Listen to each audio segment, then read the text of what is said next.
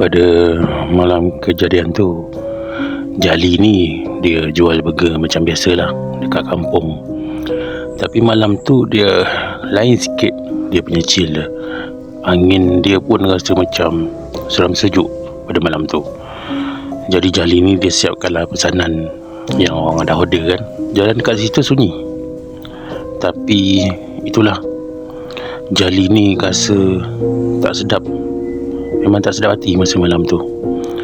Dia perhatikan sana sini, tengok, rasa macam ada orang perhatikan dia dari jauh.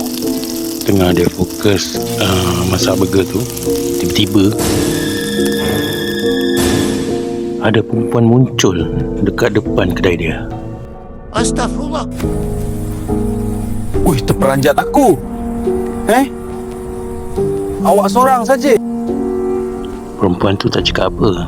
Dia cuma tunduk dan senyum je. Jap. Awak nak burger ayam satu, betul tak? Awak ni orang baru kat sini ke? Tak pernah nampak pun. Awak ni pemalu Okeylah awak, kejap lagi siap burger ayam awak ni. Perempuan tu dia tak bercakap. Dia cuma tunduk, senyum, sambil dia tengok si Jali ni bungkus burger tu untuk dia. Itu je lah.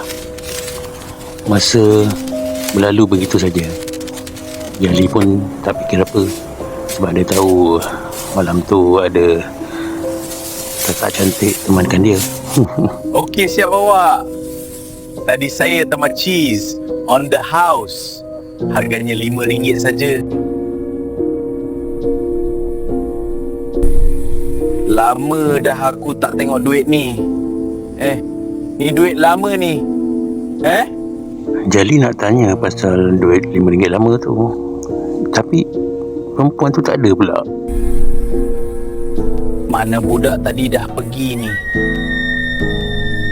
Malam ni kan malam Jumaat. Sudah Bunian mana pula beli burger aku ni?